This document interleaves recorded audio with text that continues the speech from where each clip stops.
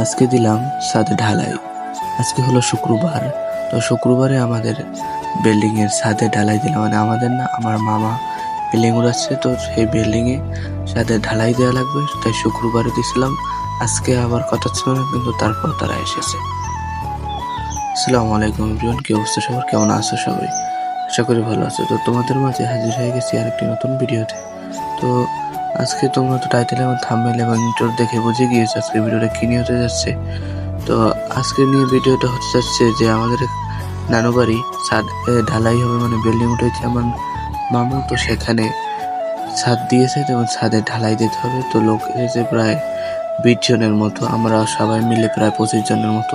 তো 20 জনে মিলে সাথে ঢালাই দেয়, কেউ খোয়া বইরা দেয়, কেউ মেশিনে পানি দেয়, কেউ মেশিনের ধারে থাক। এই ঢালাইগুলোর জন্য প্রথমে সিমেন্ট দেয় একজনে, আর 2জনে মিললে গাড়িতে ভইরা দেয়, মানে করইতে ভইরা দেয় ঢালাই, আর একজনে জাগাইয়ে দেয়, তারপর একজনে বালি দেয়, একজনে পানি দেয়, একজনে দেখে যে মিশানো ঠিক আছে কিনা ঢালাই মেশিনে। তার থাকে ওই যে গামছা মাথায় বান্ধা, উনি মেশিনে ওর দায়িত্ব ঢালাই দেখার গাইস, ঠিক আছে। আর একজন বুড়ো লোক আছে যিনি খোয়া বইরা দেয়, উনি সামনে কিছুক্ষণ পরে দেখতে পাবো। তো আরো আছে মিস্ত্রি, এই যে বালি অনেক, আজকে ঢালাই দিতে প্রায় 200 ফুটের মতো, প্রায় 250 ফুটের মতো খোয়া লাগবো, এবং বালি লাগবে 200 ফুট, এবং সিমেন্ট লাগছিল 110 খান। তো অনেক বড় ছাদ, প্রায় 1300 স্কোয়ার ফিটের ছাদ এটা। তোমরা দেখতেই পাচ্ছ সকাল 10টা বাজে ঢালাই শুরু করেছে, এবং ঢালাই শেষ হয়েছে প্রায় 2:30 বাজে। তো অনেক বড় একটি ছাদ, তোমরা তো বুঝতেই পারছো। 20 জন মানুষ টানা 5 ঘন্টা ধরে কাজ করেছে, তারপরে ঢালাই শেষ হয়েছে। এই যে দেখতেই পাচ্ছ, সেই বুড়ো লোকের কথা বলছিলাম, ইনি দেখেন, তিনি গাবলায় খোয়া ভরতে ভরতে গুজে দিয়ে গিয়েছে, কিন্তু তারপর তিনি কাজ চালিয়ে গেছে। এখন কি করার, কাজ তো করে খেতেই হবে, মানুষ তো বেঁচে থাকার জন্য কাজ করতেই হবে, তো সেই জন্য তিনিও করে, বুঝতে হবে, ছোটবেলা থেকেই তিনি কাজ করে। এখন আমরা চলে যাচ্ছি ছাদে, তো এখন দেখাবো এবং দেখে আসবো যে কতটুকু ঢালাই হয়েছে 2 ঘন্টায়। চলো তোমাদেরও দেখায়। এখন ছাদে উঠতে আছে সিঁড়ি থেকে, পিছন থেকে করছি কারণ সামনে থেকে তারা ঢালাই টানে, সেই জন্য আর সামনে থেকে আসি নাই। তো দেখতেই পাচ্ছ তোমরা, ওই যে পাইপ দেখতে পাচ্ছ ছাদের উপরে ধোয়া চাই বলে, এটা হলো কারেন্টের লাইনের কাজ। ওটার একটি ভিডিও তো আমি দিয়েছি আমার চ্যানেলে, তোমরা ভিডিও ডিসক্রিপশনে লিঙ্ক দেওয়া আছে, দেখে এসো। দেখতেই পাচ্ছ 1 ভাগের মতো ঢালাই দেওয়া হয়ে গিয়েছে। দেখতে পাচ্ছ ওই যে পাইপগুলো দেখতে পাচ্ছ, ওগুলো কারেন্টের লাইনের কাজগুলো আমরা করেছি গতকাল রাত্রে।